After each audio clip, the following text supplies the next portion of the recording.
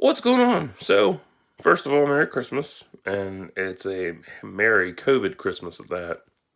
So, this is a double movie review for two releases released on the same day today: Soul and Wonder Woman 84. So, I've seen both. Both were great films. Soul had me in fucking tears. I looked like I just got done watching it. Actually, I had a power nap. And oof. And then I blew my nose, and yeah, I'm like, whatever. See, a power nap has me thrown off, but I'm like, fuck it, let's do a video. I was gonna do a book review, but I'll save it for tomorrow when I'm a little more energetic or so. Sometime this weekend. So, Soul is really damn good. Both are solid 11s for me. Soul is an 11 because one, it has amazing black representation. I love that. Oh, so beautiful. Loved it. I mean, they even got the black barbershop too. Oh, I love that. Oh, so beautiful. Like Pitt, like I've said that. I think I said that when I did my review for Onward this year. Like ever since Pixar did Onward, they've been on an upswing of creativity, and I love that. Like it feels like they're finding it was a breath of fresh air because it was new territory for 'em. Ow, my arm stiff. Um, it was new territory because they'd never done a fantasy like that. They'd never done a D&D type film. Um, and I like that. It was nice. And with Soul, you get the jazz aspect and a full black cast, which is amazing. And no princess shit. It's like fuck yes. Um, but I like the existentialism with how like where does a soul go when it dies? Like I said, Disney knows how to handle adult shit through a kid lens. And if you're watching it as an adult, it hits even harder because it's like fuck. Because it's one of those things where Joe Gardner wants to perform with his favorite musician, Dorothea. And, just before he gets to do that, he dies. So, he struggles to get back to Earth, finally gets back to Earth, gets to perform with her, and he was so excited, and he doesn't feel that, that oomph from doing it. Like he felt the power of it, but didn't feel as rewarded. And in the process of trying to get back to Earth to play with Dorothea, he is aiding a soul named 22, played by Tina Fey. So that was fun because I couldn't place the fucking voice. I'm like, who the hell is that? Because it sounds like every basic bitch I've ever heard doing voice talents and all that. It's like, oh, Tina Fey. Cool. I like Tina Fey. It's a good match. So you got Jamie Foxx, Tina Fey, um, Angela Bassett, and John something, a jazz legend, and whatnot. And I was watching the credits for it, and they actually have a cultural department, which is kind of funny to me. I mean, I understand you need a cultural department to look up different things for culture, but it's like, are you serious? Like, do you really need a cultural department to do jazz? Like, that's not hard because a lot of the people who work on different, films, most of them probably do listen to jazz. That's a light opinion. Some of them have probably listened to jazz, been to a jazz club, know friends that have done jazz and whatnot. But the thing that really blew me away was the fact that they got the bodies right. Oh my god. I'd never seen this because every time you see a Disney or Pixar film, especially Disney, oh my god, they always have the same stupid body types. And it's always like built like a brick shit house or something else. with Soul, you have Joe who's got the pot belly. He's got a little belly. He's got a belly. Oh my god! And Dorothea, she's chunky, and when she gets up, you see her belly jiggle. You see the jiggle. Oh my god! Oh, it made me so happy. I'm like, fuck, finally. And the barber shop, they had the black barber, they had the back and forth banter, the faces, the beards, the looks. Oh my god. I was impressed. I'm so fucking impressed. Shit. But that movie had me bawling. Oh my god. It was such a beautiful fucking film. So beautiful. Because I do fear death and shit. Like, I do have a deep fear of dying. You know, I don't want to die. Like, right now, I'm 34, working 35. And one of them things with death is that, what's going to happen to me when I die? Where am I going to go? What's going to happen? Am I going to be reincarnated, or am I going to see all the people I lost over the years, or am I just going to be in a, blank void or some shit? It's scary. Mm.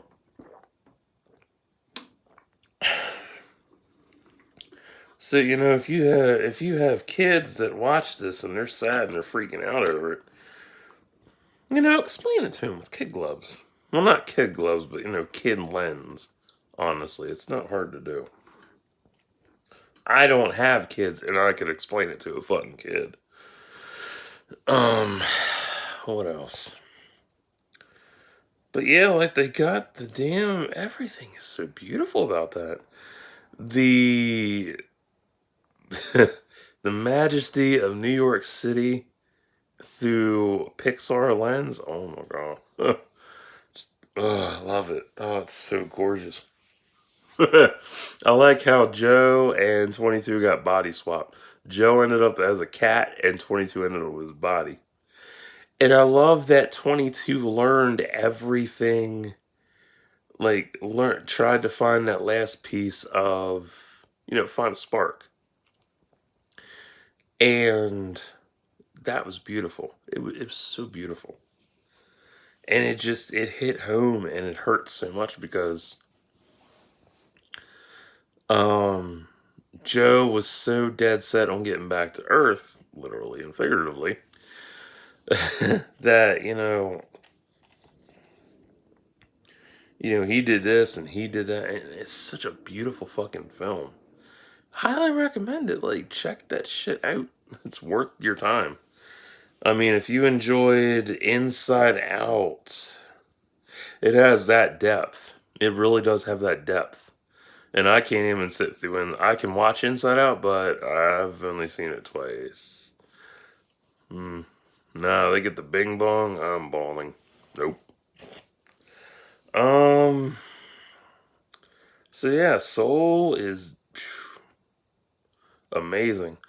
I want to go see that shit in theaters next month. When the theaters open up, I'm going back. Fuck it. I don't give a shit. So, yeah. So for Wonder Woman 84, I loved it, and I can see why people were divided over. Because I got on Facebook to check my shit and whatever, and people were like, "It's dividing people."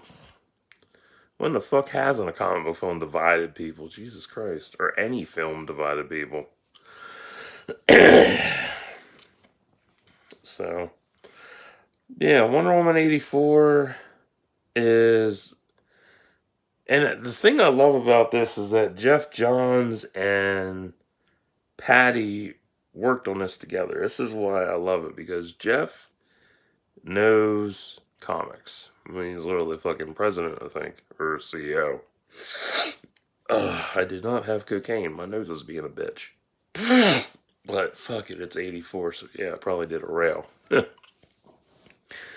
So, Wonder Woman 84 is about Maxwell Lord and the fact that he finds what the fuck, the dreams, yeah, the Dreamstone, and becomes it. And they also get the introduction of Cheetah, played by Kristen Wiig, and Trevor comes back in a different body.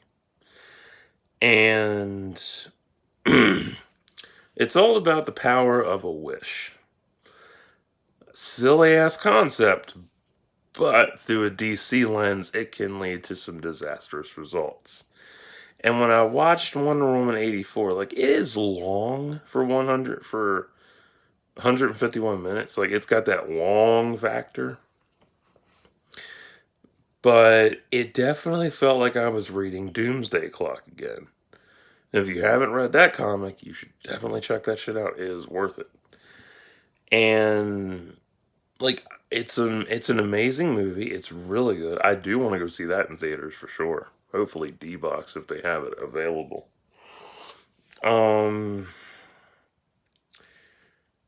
What else was there? Like the way, like the opening where Diana's a kid and she's competing in the Amazon games, that was amazing. That just blew me away. Like, that was really cool. And my one friend, what, he literally got 4 minutes in, and he called it trash and turned it off. Like, damn, dude, you didn't even give it 5 minutes. Fuck. Oh, and I didn't watch the opening scene. No, I waited. It was worth the wait. I like how they foreshadowed Black Adam. Yeah, if you didn't pick up on that, you are very, very slow. How'd they foreshadow Black Adam? Black Gold Enterprises. Literally, like, like there's a pattern to DC films that it's there, but you never really pick up on it unless you're really like paying attention, or you're just out of touch and you really don't care. You're just like, oh, it's a superhero movie. But yeah, Black Gold, Black Adam's colors, literally. There's probably other shit in there I missed as well, so I'll probably rewatch it eventually. That's available on HBO Max to watch. It's beautiful. What didn't I like? Oh no, let me go back to why Jeff Johns is good. Jeff Johns knows how to write a comic book into a film.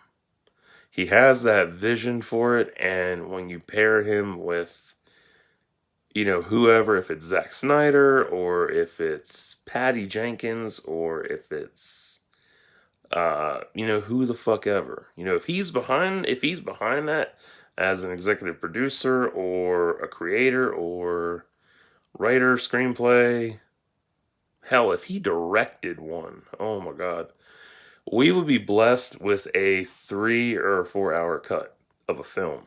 Easily. 3 or 4 hours. Easily. Because he knows how to make it pace out properly. And that was one of the things that kind of irritated me, was how long it was for certain parts. But it was one of those that it really hit home right at the end. Like, it hit home every which way. If you're a girl and you enjoyed it for the girl power parts or the whole girl power aspect, you were definitely in tears watching this. I was in tears watching it from the beginning of it and different parts throughout the film. Because they really, Jeff Johns and Zack Snyder really, and Patty Jenkins really channeled that fear factor towards the end with the wishes. And how, Max he became the Dreamstone and really, it twisted it and made it, he literally reached all the power in the world to be, becoming president of the United States and shit. And you have all that power, but it takes away at the same time. And Cheetah was awesome. Didn't get enough screen time, honestly. Like, for me, not enough. And 84 wasn't that. It was dark, but not as dark as, say, Man of Steel. Or, like, in the Wonder Woman quadrilogy of films, between 2009's introduction, uh, 2017's film, and 2019's Bloodlines. I mean, like Bloodline, it's not as dark as Bloodlines, but it's on par with 2009's animated introduction. So it's on that par, it's on that line. So, yeah. I think people were expecting it. See, that's the problem. I talked about this before. People have high expectations with comic books, especially comic book films. Every fucking time they expect it to be, what their mind perceives, like, oh, I demand it to be better than this, blah blah blah blah. And when it doesn't come out like that, they get pissed off or they get disappointed. Try not psychoanalyzing the fuck out of it or setting your expectations so fucking high. Just enjoy it. Not hard to do. You'd be surprised, like, if you scrutinize the shit out of it, it goes to shit. And I know that's a contradiction for me because I can do both. But I don't know. So what didn't I like about 84? Definitely the pace of it. I did like the cameo from Linda Carter. That was pretty cool. That's in the end credits, by the way. Or no, post credits. Yeah, post. Yeah. She looks good, but she also looks kind of weird. All that facial shit. That's just me. I'm like, I know you got work done. It's whatever. But it was still cool though. That was nice. I'm surprised I don't remember if she was in 2017's or not as a cameo. I don't know. But, like, the movie is paced as, your average comic book film. Or graphic novel. Can't get the fucking wording out. I still want to see more of the Amazons. Definitely want to see more about the Amazons for sure. Max was cool. Cheetah was great. Definitely needed more of her. It was nice seeing the golden armor. It was definitely nice seeing, like, Wonder Woman hitting a low point and then coming back from that low point. Like, that was amazing. Trevor coming back, that was interesting. Yeah, that was interesting. But I don't know. I mean, I liked it and I didn't like it, I guess. Or I'm just kind of like neutral about it. So, which one of these is better? That's a tough one. Soul has amazing representation. Wonder Woman's got amazing girl power and definitely blows out then definitely ends DC's year on a high note. Because they put out so many movies this year. They really did. Like, DC really killed it with movies this year. As opposed to Marvel. Like, I love all the companies, but man, DC kills it every time. Well, except for Killing Joke. That was kind of a letdown. First R-rated film, and it still feels PG-13. So I'm torn. Like, I don't know which one's the best. Like, Soul is really fucking good, but so is 84. But if you're picky and shit, you can figure out which one you like the most. For me, I'm gonna go with I don't know. It's gonna take a lot of rewatches for 84 for it to sink in and shit, I guess. And surprisingly, both of them don't have deleted scenes. That was surprising. That really surprised the shit out of me. There's no cut content. That's crazy. Because usually I'm on here like, oh man, all these deleted scenes they cut out, that's literally all the movie. Fuck. Oh, God. But thankfully there's none at this time, so I'm happy. So, I'll go with a tie for right now. Sucks, but I want to say Soul, but that feels kind of wrong. But at the same time, it's kind of right. But still, I want to stay neutral. So, tie. So, if you don't like Disney, Pixar, DC, Zack Snyder, Geoff Johns, Patty Jenkins, Girl Power, Black Representation, kids flicks, comic book films, Gal Gadot, Pedro Pascal, Kristen Wiig, Jamie Foxx, Tina Fey, Angela Bassett, Jazz, all that shit, you will not like these films. Sorry. Oh, if you think it's JW and woke, you might be a retarded asshole. Just saying. Let's see. If you don't like animated flicks, you won't enjoy this. If you absolutely abhor comic book films because it's not your childhood, you won't like this. But if you do, you will totally enjoy this. I think people were expecting more action in Wonder Woman 84.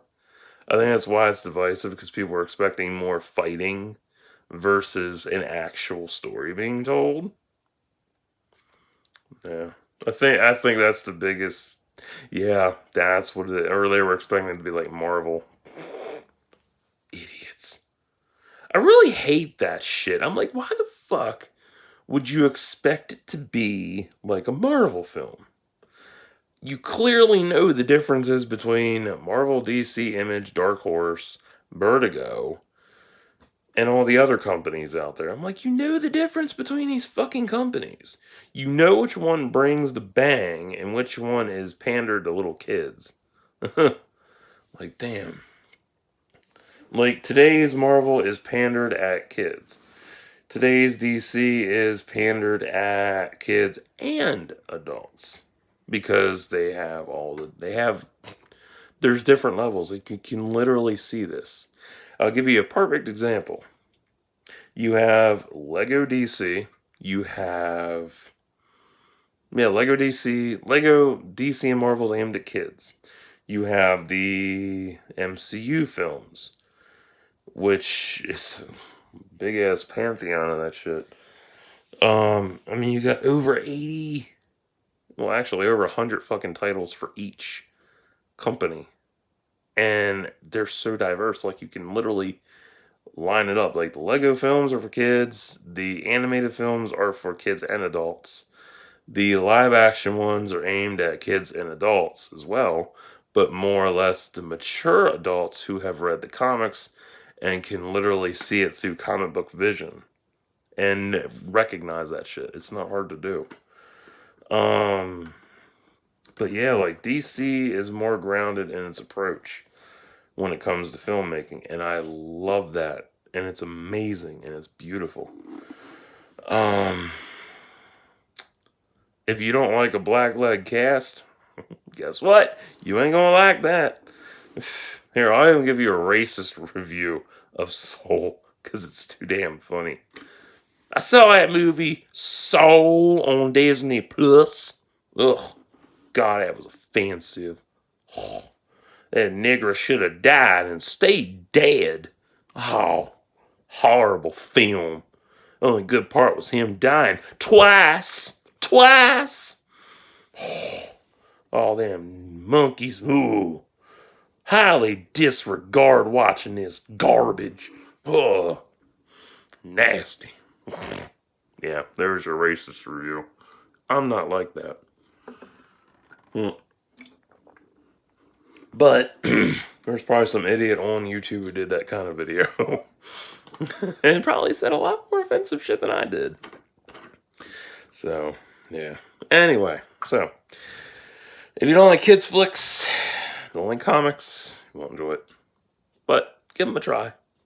You know, it might take you more than one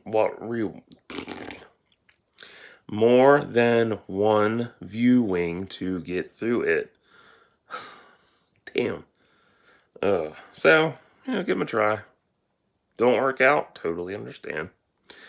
Yeah, so I'll be back sometime this weekend because I have a bunch of other movie reviews to go over too. I have a lot of shit to go over. Oh my god. Crazy. So, till next time, like and subscribe for thoughts and prayers.